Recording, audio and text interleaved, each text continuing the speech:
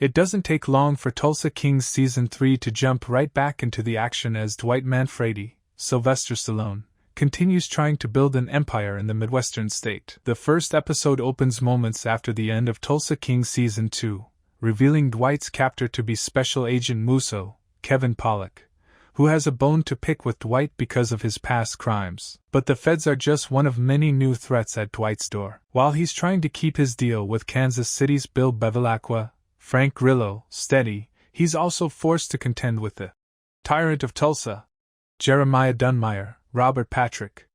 Their conflict spills into a larger standoff as new, intense demands coming from New York enter the fray following the vacuum left by Chiqui's death. The show juggles many more stories this time around, often to an overwhelming degree. Luckily, the presentation is also an accurate reflection of Dwight's feelings as pressures mount.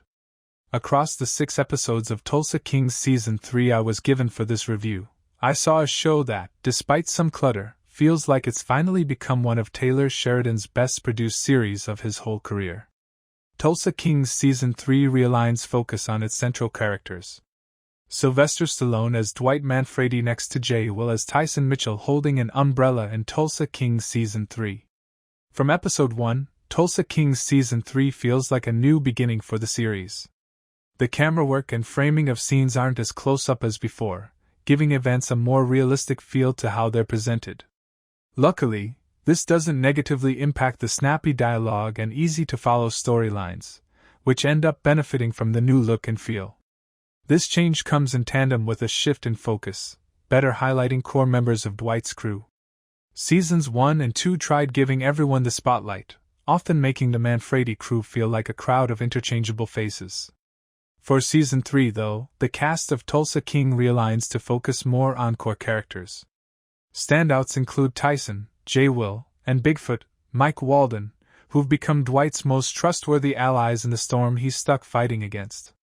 But other members of his crew also get compelling storylines. Mitch, Garrett Hedlund, who felt somewhat sidelined in Season 2, gets much more to do when Cleo, Bella Heathcote, an old flame from his past, arrives, knocking over the first domino that leads to one of the season's central conflicts. His greater involvement in the story and the push and pull he feels as part of Dwight's crew weaves into the larger storyline perfectly, adding much-needed depth to such an important figure. Other core contributors get a brighter, more well-balanced spotlight too. Dwight's sister, Joanne, Annabella Shora, gets much more to do, becoming a key component in his business, while Bodie, Martin Starr, reels in the aftermath of seeing Jimmy die in Season 2. Even Bill feels more fleshed out, with the show using its time wisely to ensure every character it focuses on has some core connection to the larger storyline at play. It's aided by top-notch performances, including some of the best the show's ever offered. While Stallone's acting career is full of memorable characters, Dwight never felt as multifaceted as the likes of Rocky or Rambo. But in Season 3, with new pressures mounting, he displays layered general the likes of which the show's never seen before. This echoes in everyone else's performances too, strengthening the dramatic tension of this newest chapter in Dwight's history. Tulsa King's story is more complicated than ever before. Sylvester Stallone as Dwight Manfredi wearing aviators in Tulsa King's Season 3. The crime drama TV show also had a new challenge, navigating the sheer complexity of its narrative. The spools of thread Tulsa King's Season 3 unravels and ties together are much longer than those from previous seasons. From federal agents investigating Dwight, to Kansas City now involved in his operations, to Dunmire becoming a core threat, Season 3 has a lot to juggle. This doesn't include some shocking turns for other characters, along with side stories that, as of Episode 6, haven't fully revealed their larger narrative intent. And yet, despite having so many moving parts, Tulsa King's Season 3 almost always runs like a well-oiled machine. There can be some bloat, especially when parties from New York start getting more heavily involved in later episodes. But it's not enough to distract from the core storyline involving Dwight and Dunmire's battle over Tulsa.